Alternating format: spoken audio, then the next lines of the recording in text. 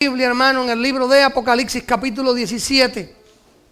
Los niños más grandecitos van con Elizabeth para el salón de clases, por favor. Los más pequeños vienen para acá, para el nursery. Gloria a Dios. Abra su Biblia en el libro de Apocalipsis, capítulo 17. Gloria al Señor.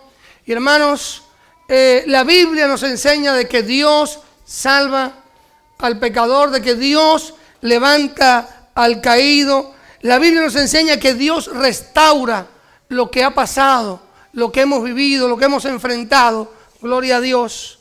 Pero la misma Biblia, hermano, no nos podemos engañar. La misma Biblia nos enseña que en esta vida terrenal hay aflicción, en esta vida terrenal hay prueba. Y la misma Biblia nos enseña también que Dios disciplina, que Dios castiga. No podemos creer en un evangelio donde la gente predica y habla de que todo va a estar bien, que ven a Cristo y no tendrás problemas, no tendrás aflicciones. No creas eso, porque eso es incorrecto.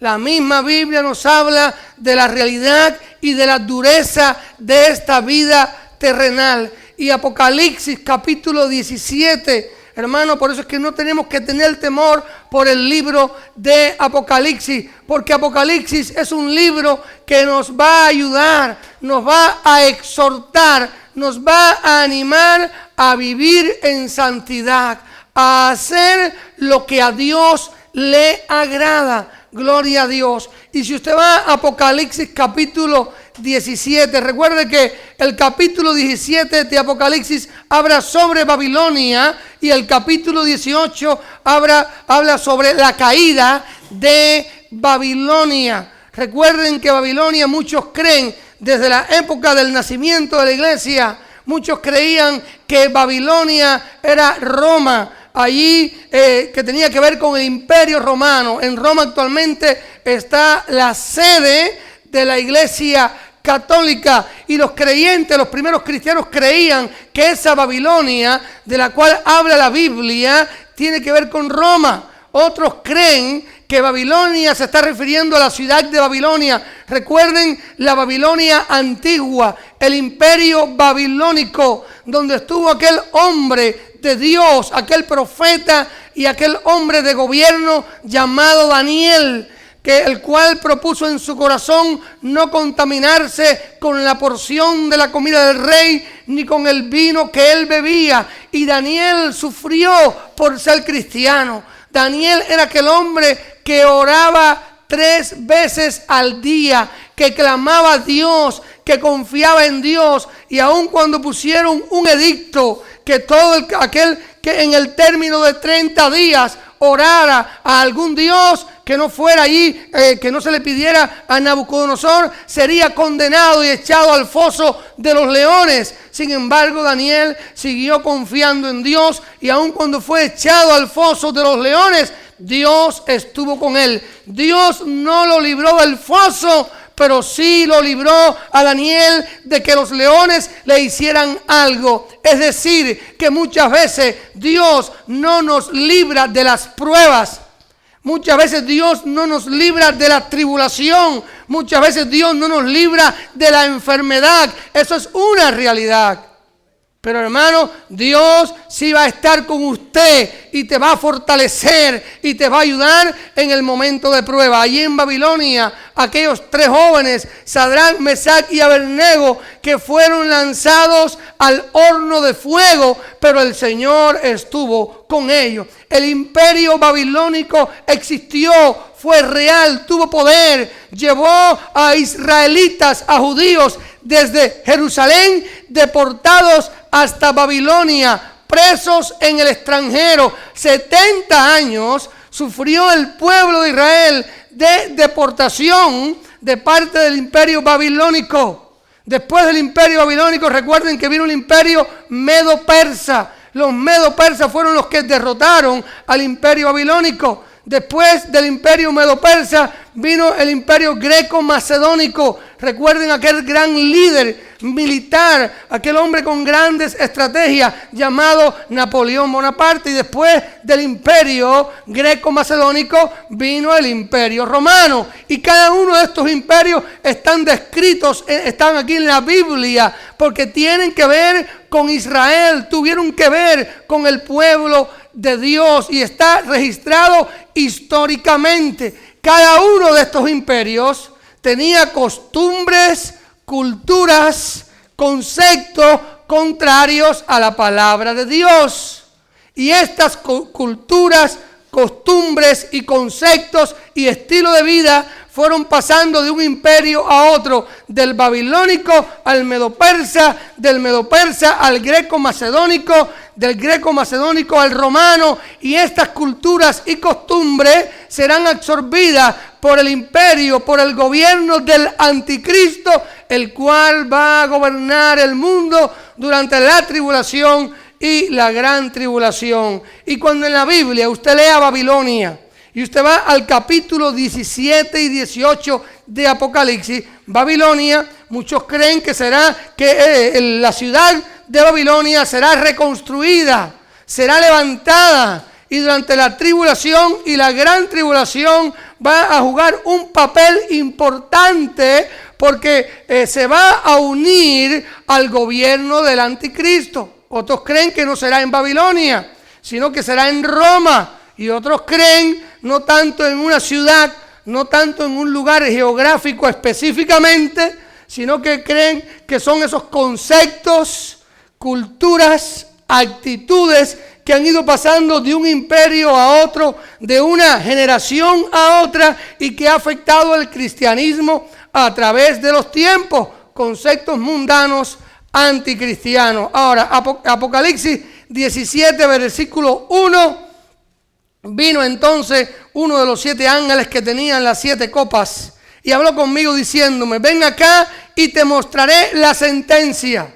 La palabra sentencia que aparece en Apocalipsis 17:1 es la palabra griega krima. Y la palabra krima, que es la palabra sentencia, pero en el griego krima significa castigo, significa juicio. Hermano, entonces nos está diciendo de que Dios va a sentenciar, Dios va a castigar, Dios va a enjuiciar a esa Babilonia, sea la ciudad de Babilonia que se levante, que se construya nuevamente durante la época de la tribulación y la gran tribulación, sea Roma como base de poder de un sistema de idolatría en contra de Dios, en contra de la palabra de Dios, o sea, los conceptos, culturas, comportamientos que a través de los tiempos han estado en contra de la Biblia, en contra de la iglesia y en contra de la santidad de la iglesia. Es decir, que Dios castiga, Dios disciplina. El juicio de Dios es una realidad, mi hermano.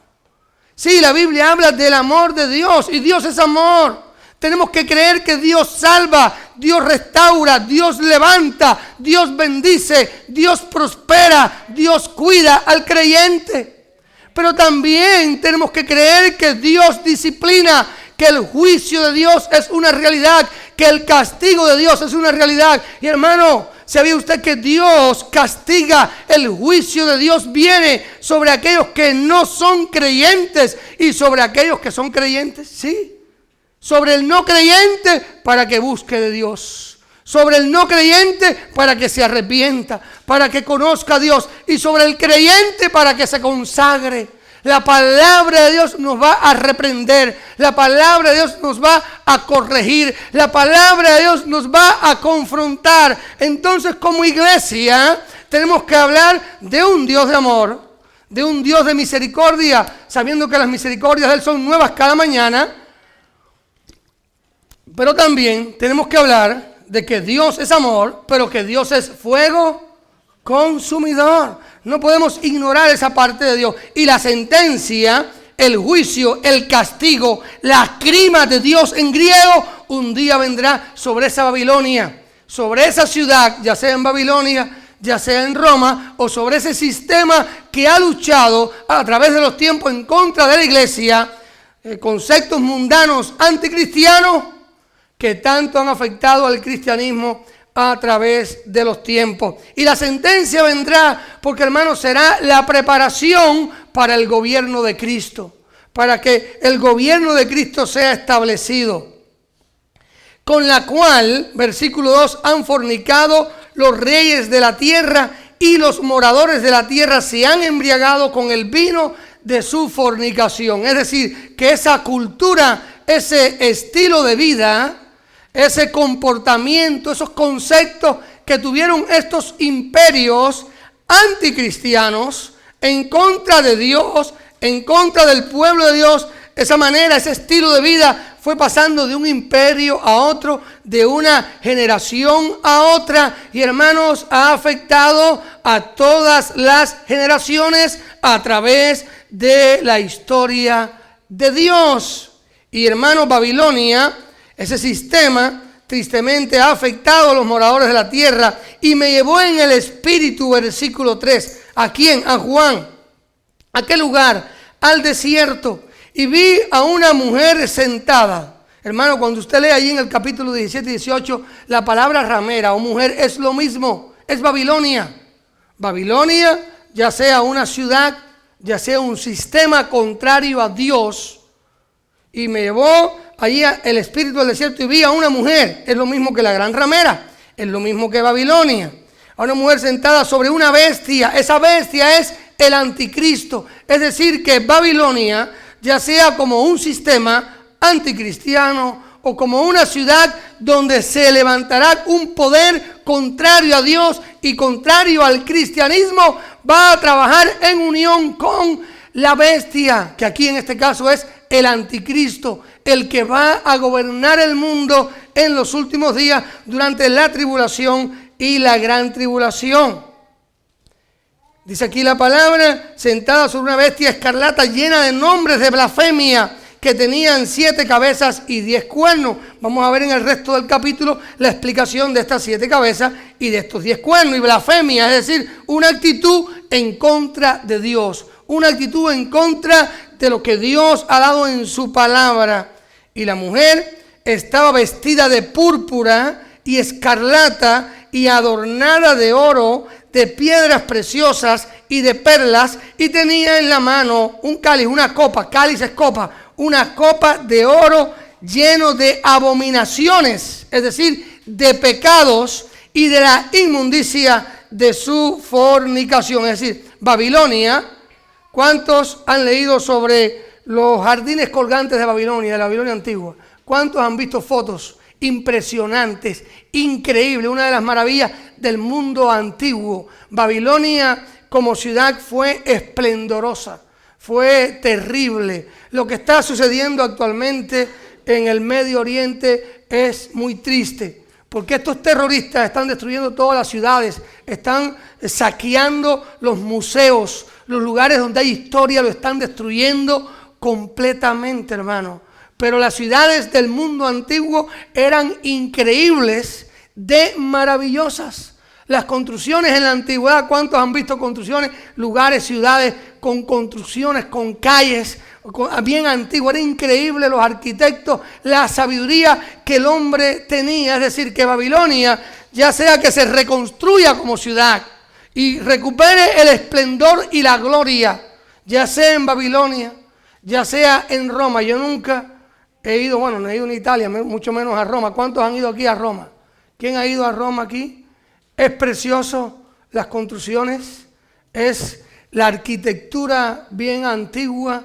Yo lo que he escuchado es que es bien hermoso, es bien antiguo, bien precioso, algo increíble, pues ya sea Roma, ahí donde está el Vaticano, ya sea la ciudad de Babilonia que sea reconstruida, está hablando de esplendor, está hablando de gloria. La gente, hermano, se va a embriagar con esa Babilonia, dice aquí la palabra, con sus inmundicias, con sus fornicaciones. Recuerden que expliqué el domingo pasado que cuando aparece la palabra fornicación en el Antiguo Testamento, refiriéndose al pueblo de Israel, tiene que ver con el pecado de la idolatría. Muchas veces cuando Dios decía Israel ha fornicado, se estaba refiriendo a que Israel había caído en idolatría. Recuerde que el pecado de la idolatría es el acto de sustituir a Dios por algo o por alguien.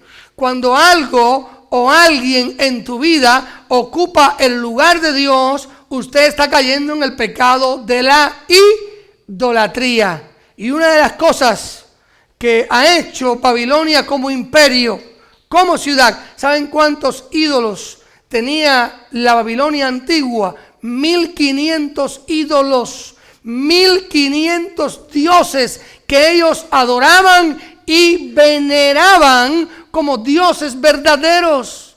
Hermanos, y yo les expliqué acerca de esta familia de la idolatría y le hablé de varios miembros de la familia de la idolatría. Le hablé de la egolatría. Después el que quiera le puedo dar las notas. Esto fue un sermón que preparé en Cuba hace años. Aquí están, bueno, escritos directamente por la pluma del pastor.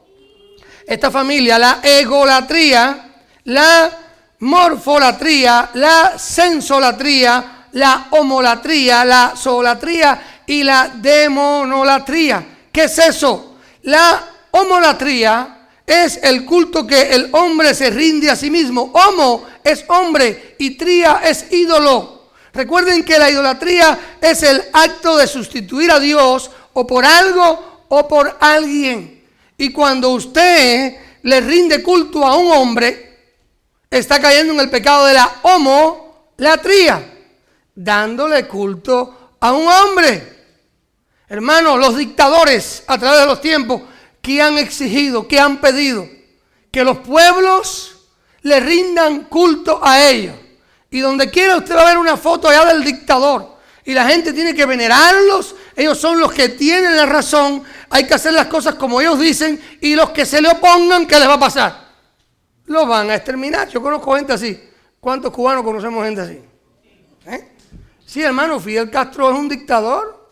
Fidel Castro, usted va a Cuba y donde quiera ver una foto de él.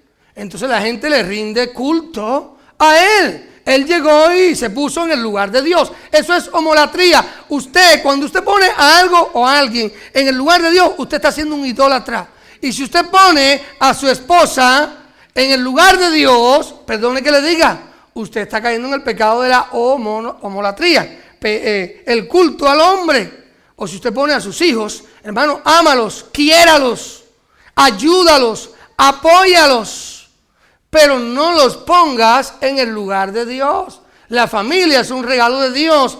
La egolatría es el culto que el hombre se rinde a sí mismo. Homolatría, cuando usted le rinde culto a otra persona. Egolatría, cuando usted se rinde culto a sí mismo. ¿Cuántos creemos que somos bellos y hermosos? ¿De verdad, hermano? ¿De verdad? Así me ve mi mamá. Qué bien te ves, mijo, aunque tenga la barriga para adelante. ¿Te ves bien? Hermano, sí, hay que sentirse y hay que cuidarse el cuerpo, hay que cuidarse, ¿no? Por la salud. ¿Cuántos hacen ejercicio, no? De alguna manera o de otra. Yo hago ejercicio todos los días, hermano. Este brazo yo lo tengo con una habilidad y una agilidad increíble. Y si se me daña, ya tengo este entrenado también. ¿Cuántos practican el mismo ejercicio que practica el pastor? Ese es el deporte nacional en los Estados Unidos. Comer. Pero bueno, hermanos, la egolatría. Si usted se rinde culto a sí mismo, si usted es una persona que siempre se cree con la razón, que siempre hay que escucharte, que siempre hay que obedecerte, que no aceptas opiniones y conceptos y consejos de los demás, y si usted vive machucando a los demás, y cuidado con la egolatría. Eso es un pecado. Eso es idolatría. No te rindas culto a ti mismo. Ríndele culto a Dios. Hermanos, las mujeres son hermosas y maravillosas. ¿Cuántos están contentos con la esposa que tienen? ¿Cuántas de los hermanos que están aquí, le pregunto, a tu esposa le alcanza el tiempo en la casa para estar delante del espejo? Seamos sinceros, ¿qué hombre hoy, quién se ha mirado aquí en el espejo de los hombres? Sean sinceros, si usted se miró, diga usted se miró, si no. El hermano Oscar se miró en el espejo, Qué bueno, está bien. Los hombres, seamos para afeitarnos. ¿Cuántas hermanas hoy se deleitaron delante del espejo? Todas, hermanos, todas. Y es más, si no le alcanza el tiempo, en el carro traen un pequeño ahí equipo y vienen. Es que son hermosas. Es que Dios las hizo preciosas, vasos más frágiles. Pero cuidado con la egolatría, con rendirte culto a ti mismo. Hablamos de la morfolatría, el culto que el hombre le rinde a las figuras. Si usted va a Deuteronomio capítulo 4, versículo 15 al 40, hay gente que le rinde culto a las figuras. Y tienen de pronto una figura allí, una luna, y le rinden culto a la luna. O tienen allí un cuadro con el sol y le rinden culto al sol. Diferentes figuras. Tristemente eso existe. La morfolatría es pecado. La zoolatría, el culto que el hombre le rinde a los animales. Ame al animal, cuide al animal. Yo tengo en mi casa gallinas, como lo dije, y yo las cuido y me deleito viendo las gallinas. ¿Y saben lo que más me gusta de las gallinas? El huevo que ponen, hermano. Gloria a Dios. Hermano, si los perros pusieran huevo, gloria al Señor. Estuviera baratísimo el huevo por ahí. Porque la mayoría tienen perros. Y es un regalo. Yo tuve perros en Cuba, lo dije. Tuve gatos en Cuba. Me alegré. Pero cuando llegué a este país, hermano, y no es que no. Cuando llegué a este país, yo prefiero ir a casa de los hermanos y disfrutar de los perros de los hermanos. Cuando vi lo que cuesta llevarlo al doctor. Y una vacuna. Y entonces que yo no le puedo echar hueso y pedazos de carne de puerco. Porque me cuesta. Hermano, de verdad que prefiero disfrutarlo cuando voy a casa de los hermanos. Yo voy allí, no les pago vacuna y los disfruto. Y comparto con ellos y todo. La zoolatría, darle culto a un animal, amarlo, cuídalo. Si lo tienes, cuídalo. Pero no lo pongas en el lugar de Dios. Ellos no son dioses. Quiéralo, cuida a tu animal. Si lo tienes, tienes que cuidarlo. Si tú no lo cuidas, estás pecando. Porque estás actuando mal, estás siendo injusto. Pero cuidado con la zoolatría, la sensolatría, el culto que el hombre le rinde a las pasiones. Cuidado con las pasiones. Ahí están todos los pecados sexuales en estos tiempos. Vemos tanta sensolatría, tanto pecado sexual, la gente rindiéndole culto a lo sensual, a los pecados sexuales. Y usted ve que se sienten orgullosos. Eso es pecado. Y la demonolatría, el culto a los demonios. Hay gente que le rinde culto a los demonios. Hay gente que le rinden culto a los demonios, creen en esos espíritus malignos y le rinden culto y los adoran y hasta le ofrecen comidas y todo. Eso es fornicación, hermano. Ese sistema que ha pasado de imperio a imperio, de generación a generación, que la Biblia llama Babilonia, ha afectado a muchas generaciones y lucha contra la iglesia. Y lucha contra la santidad de la iglesia. ¿Por qué? Porque todo eso quiere meterse dentro de la iglesia. Ahora, Babilonia, versículo 5, y en su frente un nombre escrito, un misterio, Babilonia la grande, la madre de las rameras y de las abominaciones de la tierra. Todo ese sistema de valores, costumbres y principios que han dañado y han luchado contra el cristianismo, contra el pueblo de Dios, contra la iglesia, ya sea Roma, ya sea la ciudad de Babilonia como ciudad, o ya sea un sistema anticristiano. Eso es de lo que está hablando la Biblia. Hermano, tristemente el mundo, con su sistema y con sus valores, le hace daño al creyente. Vi a la mujer ebria de la sangre, es decir, Babilonia, la ramera, versículo 6, borracha de la sangre de los santos y de la sangre de los mártires de Jesús. Y cuando la vi, quedé asombrado con gran asombro. Babilonia como imperio, como ciudad que existió, luchó en contra del pueblo de Dios. Roma como imperio luchó contra el cristianismo. Cuando Cristo fue crucificado, ¿quién estaba gobernando en aquella parte del mundo? El imperio romano.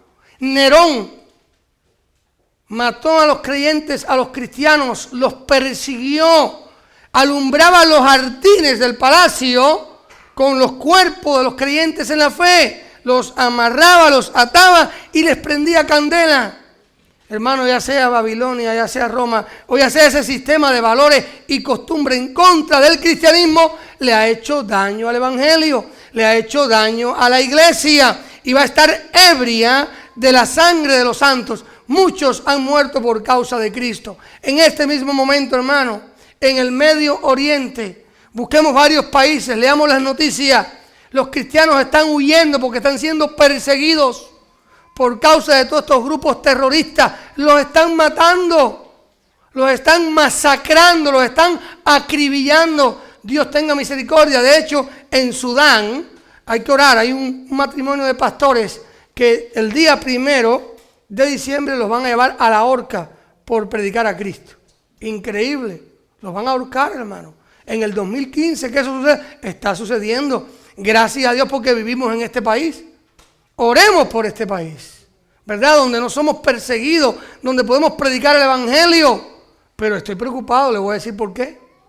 Hermano, si siguen cogiendo fuerza los musulmanes y todas estas religiones que animan a la gente a la violencia, hay que orar, hay que orar. ¿Cuántos vieron lo que sucedió en Francia hace unos días? Qué triste. Creo que descubrieron que tenían que ver con los sirios. Imagínense eso, hermano. Yo no sé si aquí le dieron entrada a esa gente, pero imaginémonos si dejan entrar aquí 10,000, 20,000 gente de esas, que vengan con esas ideas en la cabeza. ¿Qué puede pasar? ¿Qué puede pasar? Que Dios nos ayude, hermano. Cristo está a las puertas y tenemos que estar preparados para el encuentro con Cristo. Gloria a Dios. Y el ángel me dijo, ¿por qué te asombras? Yo te diré el misterio de la mujer y de la bestia que la trae, la cual tiene 7 cabezas y los 10 cuernos. La bestia que has visto, versículo 8, era y no es y está para subir del abismo e ir a perdición. La bestia que has visto, que era y no es, existe la Babilonia física de Daniel, hoy no existe. No existe aquella Babilonia, aquel imperio ya dejó de existir. No es. Existe, hermano, Nabucodonosor, aquel emperador, aquel gobernador que gobernó gran parte del mundo. No existe. Existe, hermano, la bestia de Roma, del imperio romano. Esa bestia indescriptible que la Biblia lo señala. No existe como imperio. Ya no existe. Pero, hermano, un día la Biblia enseña que esa bestia, que ese imperio, que ese sistema se va a levantar nuevamente y va a estar bajo las órdenes del anticristo, quien va a gobernar el mundo con un sistema único político y militar y económico, y va a estar trabajando junto con la bestia. Esto para la mente, versículo 9, que tenga sabiduría. Las 7 cabezas son 7 montes sobre los cuales se sienta la mujer. Aquí viene la explicación de los 7 montes. Y son 7 reyes. 5 de ellos han caído. Uno es y el otro aún no ha venido. Y cuando venga es necesario que dure breve tiempo. Recuerden, ya han pasado 4 imperios que han sido bien importantes en la historia de la humanidad. El macedónico, el babilónico primero, representado por un león. El imperio babilónico se representa con un león que habla del poder y de la gloria de aquel imperio. Después el imperio medo-persa, que se representa con un oso por la fuerza aplastante que tuvo ese imperio. El imperio greco-macedónico, representado con un leopardo, que hablaba de la agresividad y de la velocidad en la cual ese imperio logró derrotar y logró conquistar muchas tierras. Y el imperio romano como una bestia indescriptible. Ya estos imperios pasaron, ya estos gobiernos pasaron, pero hermano, el gobierno del anticristo va a absorber toda esa cultura y va a tener líderes mundiales que van a trabajar para él, que van a estar bajo las órdenes del anticristo. Versículo 11, versículo 9. Esto para la mente que tenga sabiduría. Las 7 cabezas son 7 montes sobre los cuales se sienta la mujer. Y son 7 reyes. 5 de ellos han caído. Uno es y el otro aún no ha venido. Y cuando venga es necesario que dure breve tiempo. La bestia que era y no es también el octavo, y es de entre los 7 y va a la perdición, el anticristo. Y los 10 cuernos que has visto son 10 reyes que aún no han recibido reino, pero por una hora recibirán autoridad como reyes juntamente con la bestia. Y estos son los líderes mundiales que van a estar ubicados en diferentes partes del mundo, estratégicos para gobernar el mundo bajo la autoridad, bajo el control y bajo el poder de la bestia, bajo el poder del gobierno del anticristo. Estos tienen un mismo propósito, versículo 13, y entregarán su poder y su autoridad ¿a quién? A la bestia. Estos 10 líderes mundiales van a gobernar bajo la autoridad y bajo el poder de la bestia, y ellos le van a decir, tienen un mismo propósito, y entregarán su poder y su autoridad ¿a quién? A la bestia, es decir, al anticristo. Versículo 14, este fue el versículo que hoy cantamos aquí en el tiempo de coro. Con este comenzamos a cantar los coros. ¿Pelearán contra quién? Contra el Cordero. ¿Y quién es el Cordero? Cristo Jesús.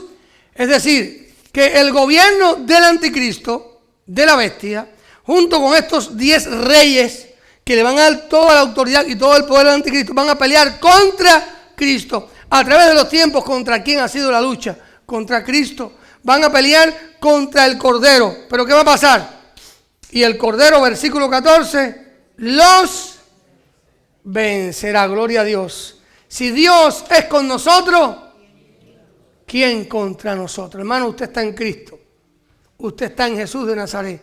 Tiene que confiar en el Señor. Deje que Dios pelee tus batallas. Encárgate de ser fiel a Dios. ¿Cuántos tenemos pruebas y luchas? Tribulaciones, aflicciones. A veces aparecen enemigos de gratis, solamente porque usted cree en Dios. A veces la gente le va a hacer oposición. Hermano, recuerda, usted es de Cristo, usted es el Cordero. Y el Cordero los vencerá porque Él es Señor de señores y Rey de reyes. ¿Cuántos creemos que Él es Señor de señores? Aquí la frase Señor de señores está refiriéndose, Él es el que gobierna, Él es el que manda. Amén. La Biblia nos habla de Cristo como nuestro Salvador y de Cristo como nuestro Señor. ¿Es Cristo tu Salvador? Gloria a Dios. ¿Es Cristo tu Señor? Si tú le permites a Cristo que gobierne tu vida, Él es tu Señor. Si tú no le permites que Él gobierne tu vida, tu tiempo, que Él sea el que te gobierne, Él no es el Señor de tu vida. Hermanos, recuerda, Cristo es el Señor de señores y Rey de reyes. Y los que están con Él, mira cómo son llamados. Y los que están con Él son, número 1, llamados. Número 2, elegidos. Y número 3, fieles. Si estamos en Cristo es porque Él nos llamó. Es porque Él nos alcanzó. Es porque Él nos convenció. La Biblia nos enseña que es el Espíritu Santo el que convence al pecador de pecado, de justicia y de juicio. Si hoy usted y yo somos cristianos, fue porque Cristo llegó a nuestras vidas. No porque nosotros seamos buenos. No, yo soy cristiano porque decidí ser cristiano. Yo no sé cuántos de ustedes sentían la presencia de Dios en el tiempo de coro. Hermano, hermano, mire con sinceridad. Lo siento. Es una realidad. El cristianismo es realidad. Cristo es una realidad. Imagínense, voy a estar hablando yo otra cantidad de palabras aquí y que no fueran ciertas. Hermano, sentir a Cristo, tener a Cristo, es una garantía, es una realidad. Que cada día yo hablo con Él y Él me escucha. Hablo con Dios y Él me escucha. Y siento al Espíritu Santo. Hermano, la Biblia habla de que somos llamados. Y no solamente llamados, sino elegidos. Cristo llegó a nuestras vidas en diferentes circunstancias. Y nos convenció. El Espíritu Santo comenzó a hablar a tu vida. Usó un predicador o usó un familiar. Y de pronto usted comienza a sentir de verdad a Cristo. Cuando yo era un adolescente, conocí a Cristo a los 7 años, lo invité a mi corazón. Comencé a sentir a Dios en mi vida, pero cuando llegué a la adolescencia, imagínense, lejos de mi casa, allá, en una escuela del gobierno, me decían todos los días, Dios no existe. Hablando diariamente del marxismo-leninismo. ¿Cuántos recibieron esas clases? de la filosofía y Dios no existe y los idealistas y el materialismo. Y hermano, no, por un momento y yo llegué a decir, ¿y será verdad esto, chicos? ¿Será verdad que Dios no existe en mi adolescencia? Y esto no será un cuento de mi mamá. Y esto no, yo estaba allá en la escuela, lejos de mi casa, lejos de mi familia. Y hermano, tuve esas luchas internas, yo las tuve, me hice esas preguntas. Y Dios nunca me abandonó, comenzó a tratar con mi vida, comenzó a manifestarse en mi vida, hermano, porque Dios es grande, pero también es un Dios personal, que va a la persona, que va al corazón del ser humano, y Dios comenzó a revelarse a mi vida, y la palabra hablaba a mi vida, y un día pude entender, y Dios, hermano, fue algo maravilloso aquel día, cuando restauré mi relación con Dios, mi comunión con Dios.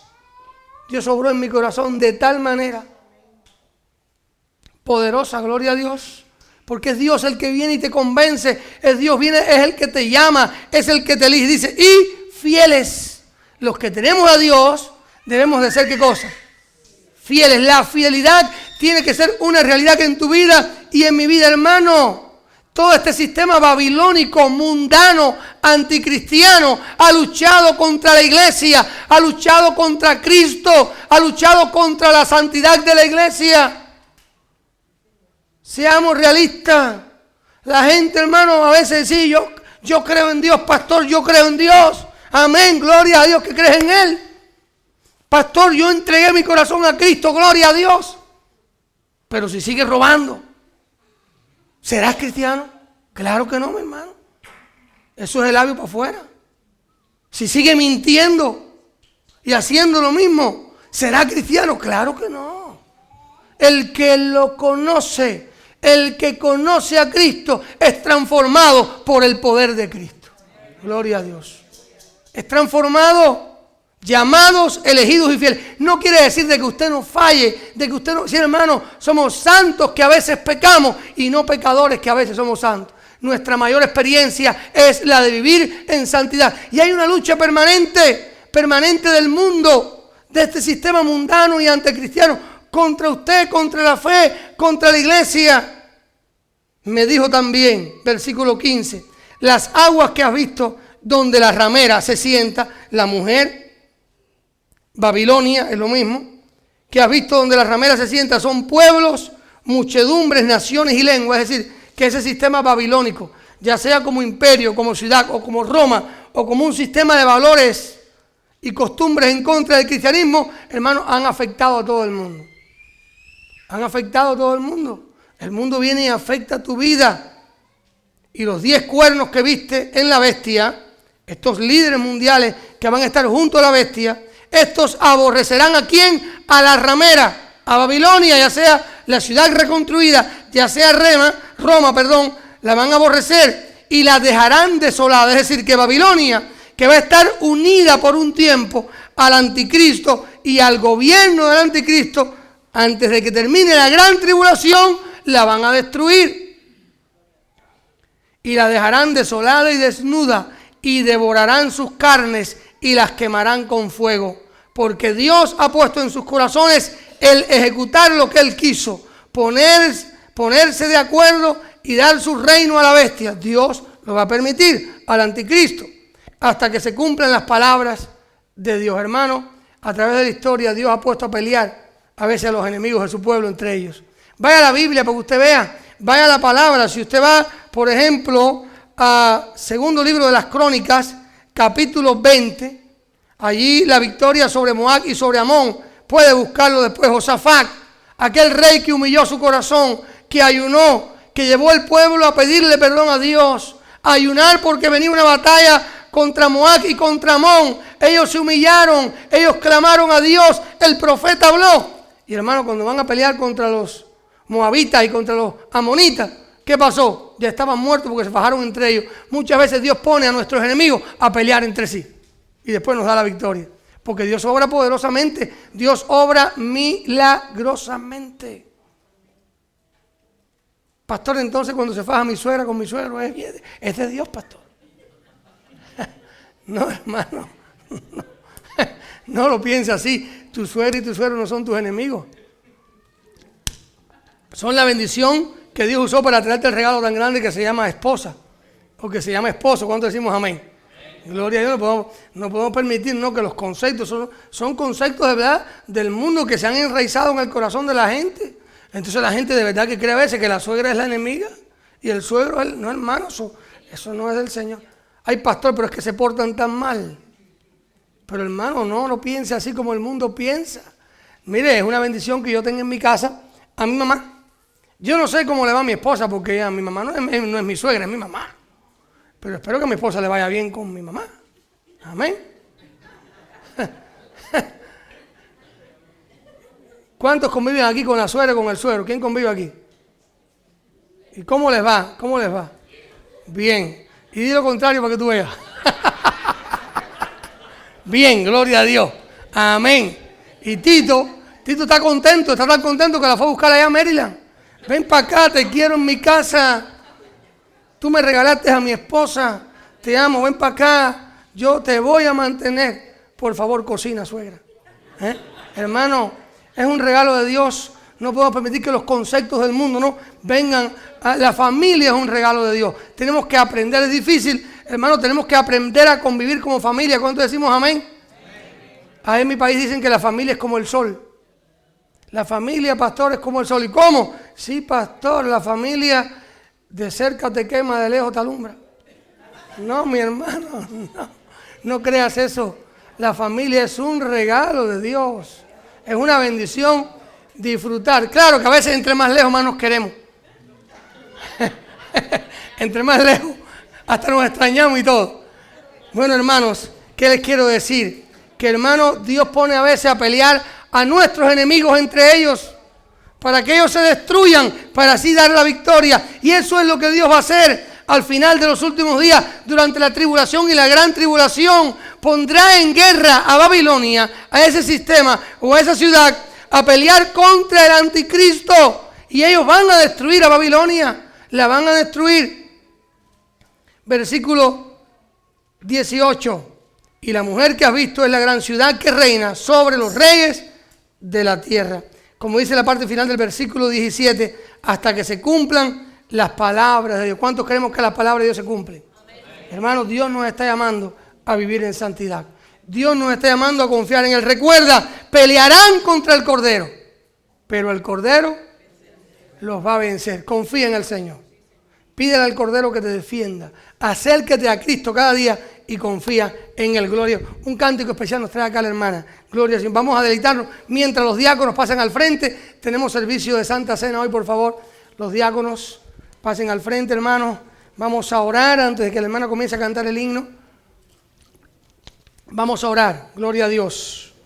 Vamos a orar por el pan y por el vino como símbolo del cuerpo de Jesús.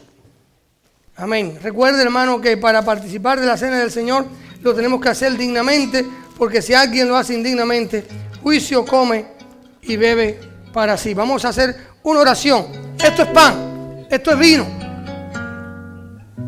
Pero el Señor Jesús dejó dos ordenanzas: el bautismo y la Santa Cena. El vino como símbolo de la sangre de Jesús derramada en la cruz del Calvario.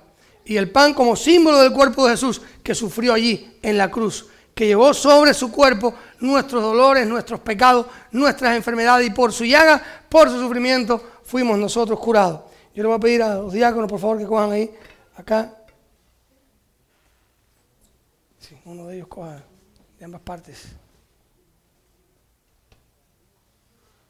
Mira, Manuel, vamos a orar antes de comenzar a repartirlo. Coge usted el vino, hermano. Vamos a orar. Vamos a orar. Vamos a orar. Señor, te damos gracias porque somos llamados, somos elegidos y somos fieles. Te damos gracias porque tú eres el Cordero de Dios que quitas el pecado del mundo. Gracias por ocupar nuestro lugar ahí en la cruz del Calvario. Gracias por la vida eterna. Señor, ahora vamos a participar de la cena. Vamos a comer este pan, Señor, que simboliza tu cuerpo, dándote gracias porque ocupaste nuestro lugar allí en la cruz del Calvario. Y vamos a tomar este vino como símbolo de tu sangre que nos limpia de todo pecado. De aquella sangre derramada sobre la cruz del Calvario, Señor, te pedimos que tú limpies nuestras vidas.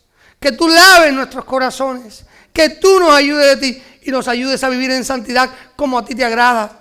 Señor, danos la victoria sobre el mundo, danos la victoria sobre ese sistema anticristiano, Señor, y que podamos vivir para ti todos los días. Bendice cada hermano, cada familia aquí representada y que podamos hoy participar de la cena dignamente, confiando en ti. En el nombre de Cristo, amén y amén. Los hermanos van a repartir el pan y el vino mientras la hermana canta este cántico especial. Recuerde, mire su vida delante del Señor y si hay algún pecado en su vida, pídale perdón al Señor.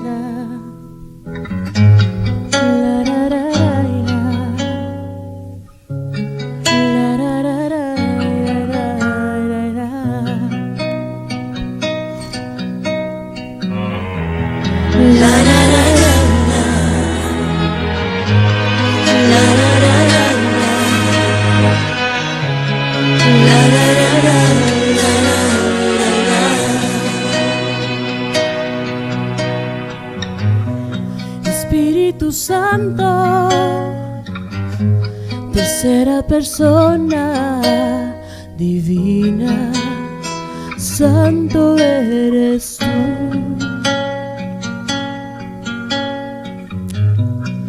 Como paloma, bendita y santa, sobre el Maestro reposaste. Y en el río del Jordán fue abierto el cielo y descendiste. Eres consuelo al creyente, agua de vida al sediento. Espíritu Santo, cámbiame. Espíritu Santo, lléname. Espíritu Santo, yo te anhelo. Reposa en mi corazón.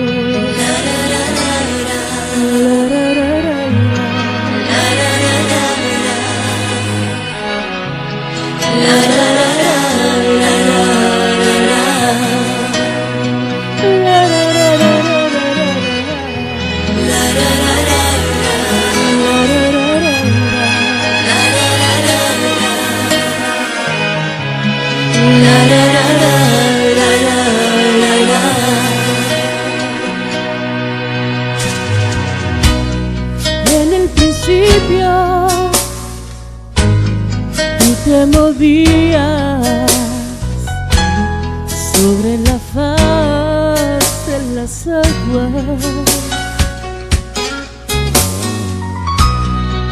Vino nuevo que da vida, fuego divino que quema.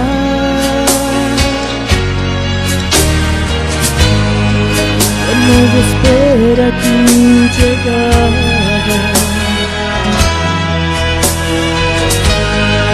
Su corazón vas preparando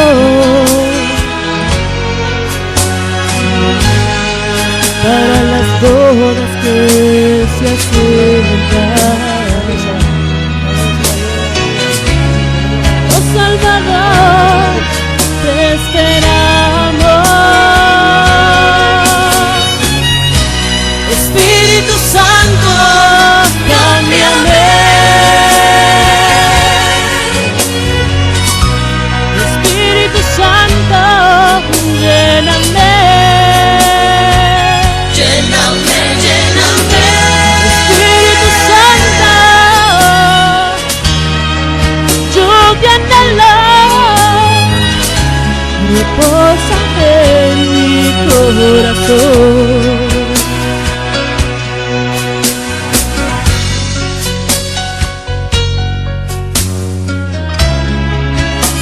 paloma divina,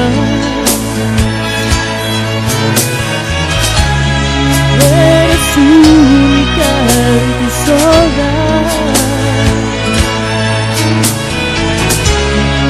En tus alas traes el fruto que refresca mi ser. Espíritu Santo, Cámbiame, Espíritu Santo, lléname. Espíritu Santo, yo te anhelo, reposa en mi corazón.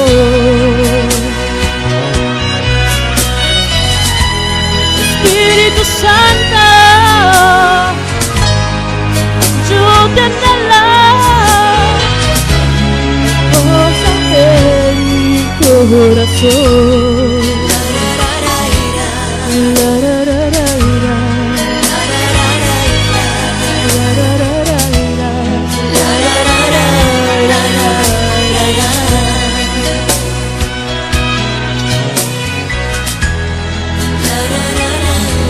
Yo te alabo,